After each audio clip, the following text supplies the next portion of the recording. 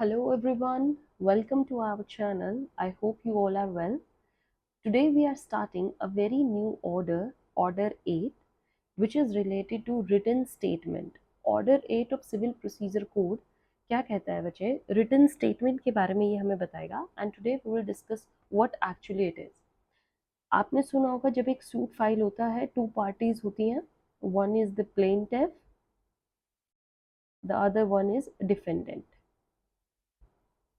Now plaintiff और defendant particularly अपनी अपनी जो उनकी क्लेम होती हैं उनको डॉक्यूमेंट के थ्रू सबमिट करते हैं. सो प्लेंटिफ जब अपनी प्लेंट को लिखता है through a document, it will be his pleadings. हमने क्या पढ़ा था कि दोनों ही अपनी अपनी प्लीडिंग्स देते हैं. Pleadings means all things written in a document from their side, what they actually are claiming and what is the response of defendant towards that. So plaintiff जब अपनी pleading लिखता है उसको हम बोलते हैं plaint, and the same way जब defendant अपनी pleading लिखता है उसको हम बोलेंगे written statement. So written statement is opposite to plaint. plaint में plaintiff अपने जो क्लेम है या जो भी उसके कॉज ऑफ एक्शन है वो लिखता है. रिटन स्टेटमेंट डिफेंडेंट के थ्रू लिखी जाती है. सो इट इज बेसिकली, कोई आपसे पूछे what is a written statement, you will say it is a reply to the plaint filed by plaintiff. जब प्लेंटिफ अपनी प्लेंट को फाइल करता है तो उसका जो इन रिस्पॉन्स दिया जाता है, रिप्लाई दिया जाता है, उस रिप्लाई को क्या बोलेंगे हम? Written statement. ठीक है. तो अगर आपसे कोई बोले क्या रिटन स्टेटमेंट एक प्लीडिंग है, of course it is. Pleading में दोनों चीजें इंक्लूड होती हैं. प्लीडिंग्स में प्लेंट भी आती है एंड रिटन स्टेटमेंट भी आती है. Pleading is written statement is the pleading of defendant, right. So pleading of a defendant is the written statement. आपको क्वेश्चन आ भी जाए so clearly you should know about that. और you can say on his behalf. अच्छा, written statement को कौन file करेगा? It can be filed by the defendant himself और it on his behalf by his pleader, agent,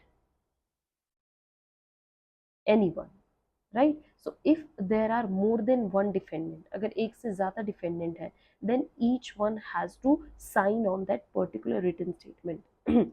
बहुत सारे अगर defendants हैं तो रिटन स्टेटमेंट एक ही होगी, बट सब डिफेंडेंट्स के पर्टिकुलरली साइन होंगे. वो अपनी ऑथराइजेशन देंगे कि yes, this is the written statement और a pleading from our side. Okay. So this is basically our written statement is about. It is the reply to the plaint filed by the plaintiff. A pleading from the defendant side is a written statement. It can be filed by defendant, his pleader or his agent. If there are more than one defendants, it is signed by all or each one of them. Okay. Now rule 1. Rule 1 क्या कहता है? Order 8 का Rule 1 कहता है that a written statement shall word is here written, shall be filed, means it is not compulsory, it is a option given to you, but it is mainly आपको ये follow करना पड़ चाहिए. a written statement filed within 30 days. एक written statement को आप 30 days के अंदर अंदर ही फाइल कीजिए from the service of summons. आपको जिस दिन समन मिले, मैंने समन बताया था आपको, थ्रू कोर्ट रजिस्ट्रार आपको एक समन भेजेगा कि आपके खिलाफ एक एक ऐसे ऐसे सूट फाइल किया गया है जिसमें प्लेंटिफ अपने लिए क्लेम कर रहा है और उनका ये कॉज ऑफ एक्शन है पर्टिकुलरली, सो दैट आपको एक इंफॉर्मेशन मिले कि एक्चुअल में व्हाट इज रियली प्लेन्ड अबाउट और उसमें क्या क्या आपके बारे में कंटेंट लिखा गया है. सो आपको जैसे ही वो समन मिलता है 30 days from the service of summon आपको रिटन स्टेटमेंट फाइल करनी पड़ती है. All right. So this 30 period time period can be extended to 90 days also in certain circumstances. So these are this what your rule 1 says. अब आ जाइए rule 1A. Order 8 rule 1A क्या कहता है? That example से start करेंगे. Whenever you file a plaint, along with the plaint you will submit the documents. है ना, आप डॉक्यूमेंट्स देते हैं, कॉपीज देते हैं of documents, and you have to file the list of documents भी आपको बतानी पड़ती है कि मैं ये पर्टिकुलरली ये डॉक्यूमेंट दे रहा हूँ जो मेरे कॉज ऑफ एक्शन से रिलेटेड है। Similarly when you file your written statement को देखिए आप ऐसे भी लिख सकते हैं, मैं ये लिखूंगी तो आप समझ आना this is written statement. So जब आप रिटन स्टेटमेंट लिखेंगे, फाइल करते हैं, also then you have to submit a list of documents जो जो आप अपने रिप्लाई में देना चाह रहे हैं। All right. So when you file your plaint, you have to file your list of documents. And Order 8 Rule 1A is about the list of documents when written statement is filed. So written statement Order 7 हमने जो किया उसमें एक Rule 14 है. Rule 14 is about the list of documents. So Order 8 Rule 1A, when you file your written statement or when you file your counter claim या set off डालते हैं जब, along with that whatever documents you have got in support of that, those documents also you have to file along with the written statement. So इसमें basically Rule 1 आपकी बात करता है documents filed along with written statement. All right.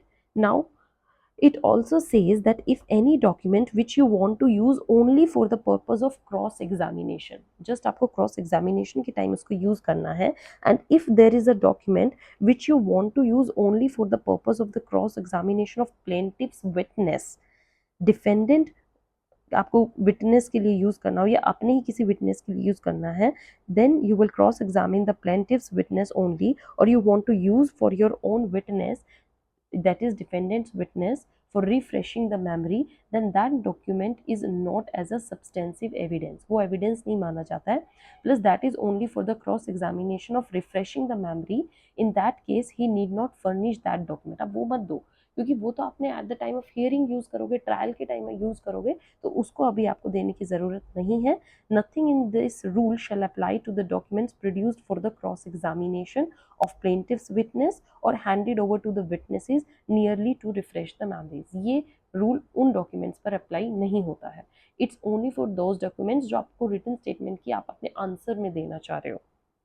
ठीक है, same thing you will apply जो हमने ये ऑर्डर 7 रूल 14 किया है, ये प्लेंटिव्स के केस के डॉक्यूमेंट्स की बात करता है, यहाँ पर भी यही अप्लाई होता है। It's talking about the documents filed by plaintiffs. तो अगर कोई प्लेंटिव आपने कोई डॉक्यूमेंट्स ऐसा यूज करना चाहता है जो विटनेस का क्रॉस एग्जामिन करना हो या डिफेंडेंट के विटनेस के लिए उसको यूज करना हो, मेमोरी रिफ्रेश करने के लिए यूज करना हो, तभी भी आप उनकी भी लिस्ट नहीं देंगे। Okay, so mistake here is the cross examination of plaintiff's witness. It is not plaintiff's witness, it is defendant witness. So आपको क्या करना है, जब भी witnesses के केस में आप आंसर दे रहे हो, सॉरी एनी डॉक्यूमेंट दे रहे हो, उसका एविडेंस देने की ज़रूरत नहीं है और उसको ऑर्डर 8 रूल 1 में मेंशन करने की भी नीड नहीं है। All right, so this is your written statement and rule 1. In next session we are going to do rule 2 to rule 5, very important hai bache, pay your all attention, in that we are going to do all the general rules of the written statements that are applicable on it. Till then, keep watching, keep sharing, have a good day, thank you.